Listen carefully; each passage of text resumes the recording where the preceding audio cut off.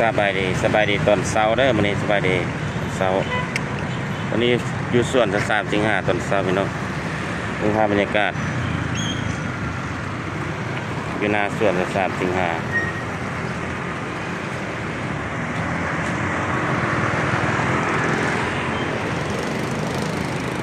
อันนี้แม่นหงหมอกองทัพ104เนาะอันนี้เป็นส่วน3 สิงหายามเช้าๆนี่บ่มีคนมาเล่นเนาะ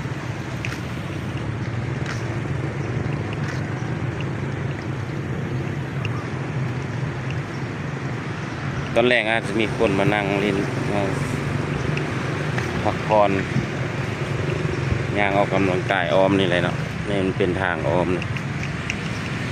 ส่วน3 สิงหาเนาะ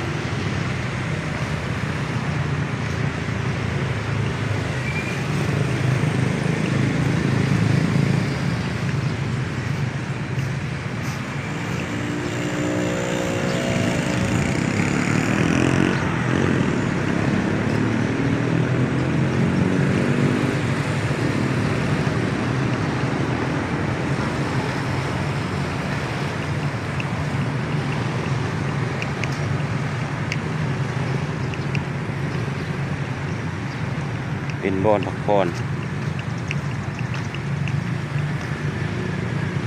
ออกกำลังกาย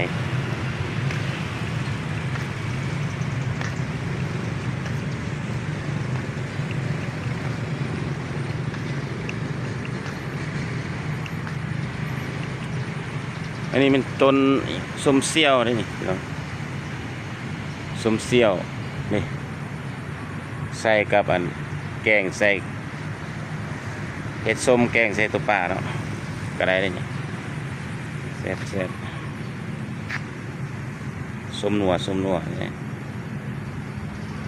อันนี้มีส่วน3 สิงหา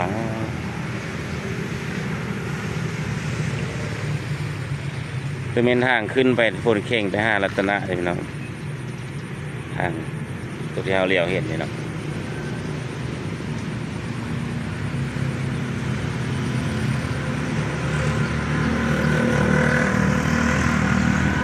ตัวนี้ไปหาดงบาลานไปหาตลาดเศร้าเลยว่าเป็นจันเซ็นเตอร์เนาะแถวตลาดเศร้า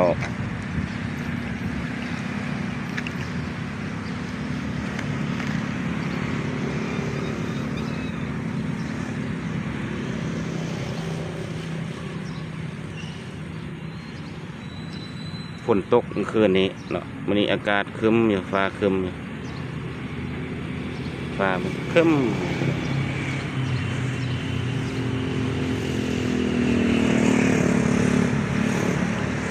นี่แม่นงพิมพ์สันติภาพขายเครื่องเขียนเป็นปึ้มเป็นบิ๊กเป็นโซปึ้มแบบเหียนอยู่นี่เนาะหน้าส่วน3 สิงหานี่ยามเปิดพาเงียนใหม่คนมาซื้ออยู่นี่แหละส่วนหลายเนาะ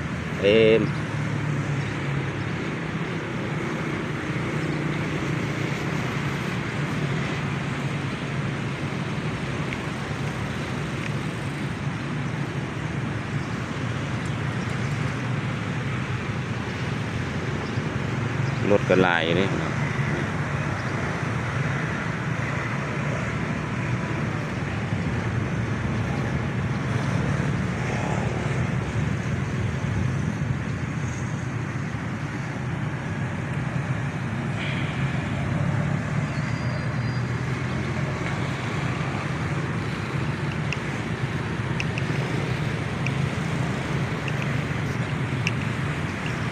ส่วน3 สิงหา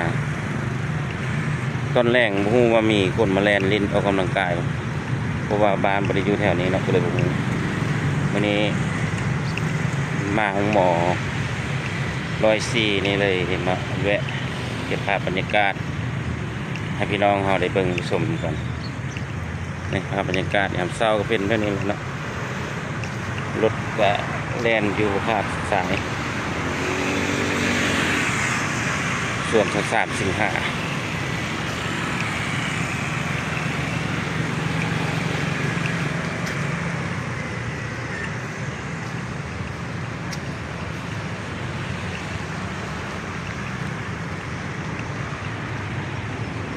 เป็นหมอยาพื้นเมืองการแพทย์พื้นเมืองกองทัพนะครับหมอแม่และเด็ก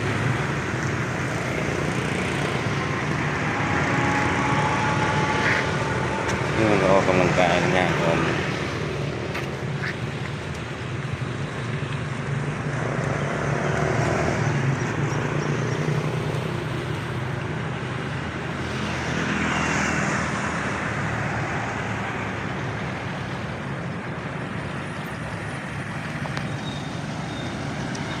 ส่วนสด3 สิงหาตัวนี้เป็นวงเวียนเลยเป็น4 แยก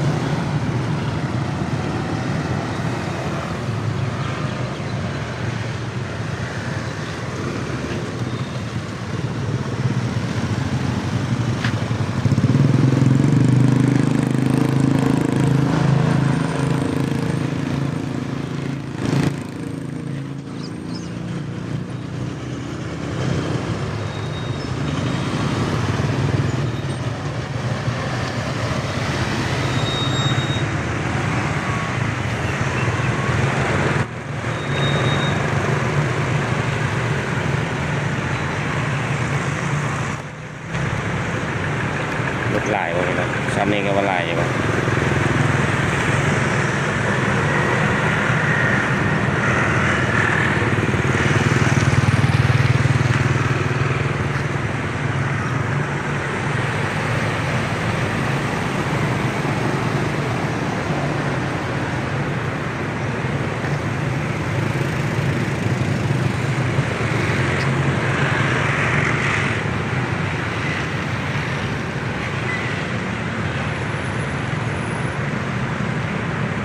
ชมบรรยากาศยามเช้านครหลวงเวียงจันทน์เด้อพี่น้อง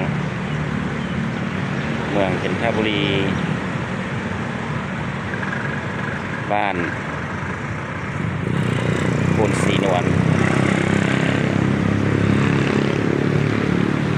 ดูไฟแดงพูดมันบ้านพุ่นอะไรไฟแดงโพนศรีนวลเนาะไฟแดงโพนศรีนวล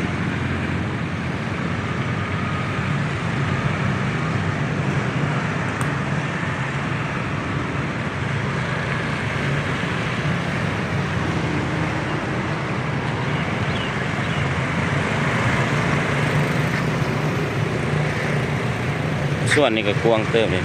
ส่วน3 สิงหาทีนี้มันจะเป็นวงเวียนเลยเนาะออกกำลังกายกับย่างออมโอนขึ้นมาเทิงมันเนาะเราเรียกเห็นนี่พูดเป็นอ่างน้ำพลทานเลยเนาะ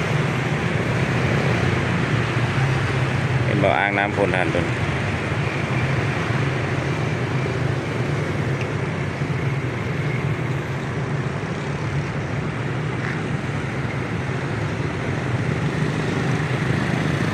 รถกอกรถกอก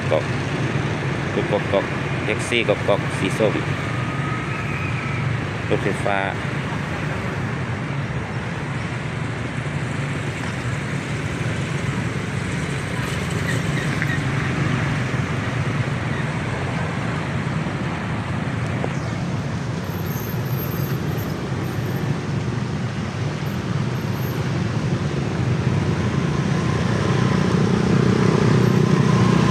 นี่อยู่บนปลายเลยเนาะอยู่บนปลายเลย4 แยกอยู่4 แยกส่วน3 สิงหาเลยเนาะ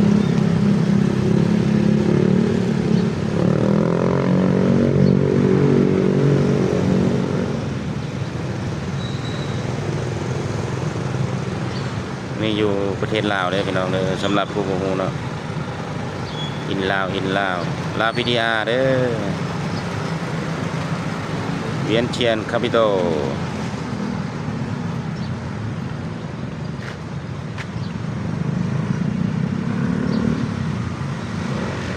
คลิปนี้ก็เก็บภาพบรรยากาศยามเช้าเนาะอยู่นครหลวงเวียงจันทน์ให้พี่น้องเขาได้เบิ่งได้ชมสำนี้เนาะขอขอบใจหลายเด้อผู้ใดเข้ามาแล้วผู้ท่านกดไลค์กดแชร์กับฝากกดไลค์กดแชร์กดติดตามให้บ่าวกำแพงพากินพาเที่ยวเด้อพี่น้องขอบใจหลายๆบ๊ายบายพี่น้องบ๊ายบาย